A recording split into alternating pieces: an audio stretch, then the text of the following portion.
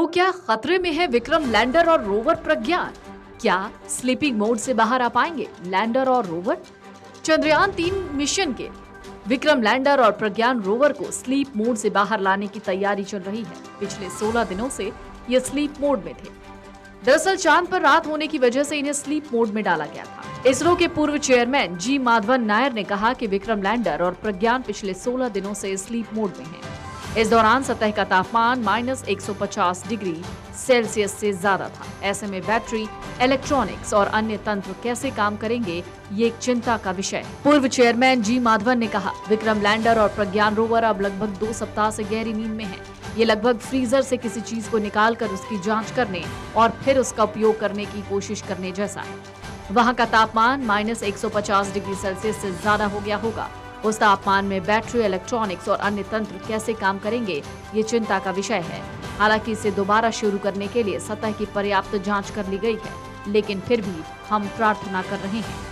उन्होंने कहा, सौर ताप से वो उपकरण और चार्जर बैटरियां गर्म होंगी। यदि ये दोनों सफलतापूर्वक चार्ज हो जाते हैं तो ये काफी अच्छा रहेगा और संभावना बन जाएगी कि सिस्टम फिर से चालू हो जाएगा।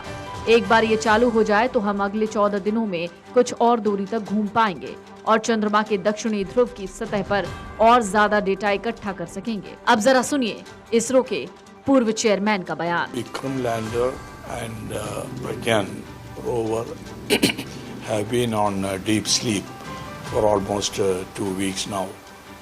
It is almost like taking out something from the freezer and then trying to use it. The temperatures would have gone beyond -150 degrees Celsius. At that temperature, how the batteries, the electronics and the mechanisms survived is really a concern.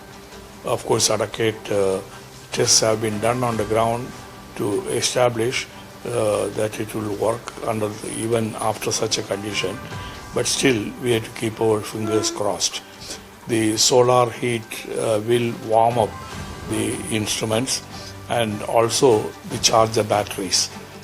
If both these conditions are successfully met, it is a fairly good chance that the system will be operational again. Once it comes to operation, it is quite possible that we can move around for some more distance over the next 14 days and collect adequate data, more data on the surface conditions on the moon near the South Pole. Bharat का Chandrayaan-3 mission 23 अगस्त को सफल हो गया था, जब यान ने चांद के दक्षिणी ध्रुव पर सॉफ्ट लैंडिंग की थी। आपको बता दें, चांद के इस हिस्से पर पहुंचने वाला भारत पहला देश बन गया है। चांद पर उतरने के बाद लैंडर और रोवर और यान पर मौजूद अन्य पेलोड ने काफी अहम डेटा भेजा, जिसमें वहां की मिट्टी, खनिज आदि की जानकारी शामिल थी।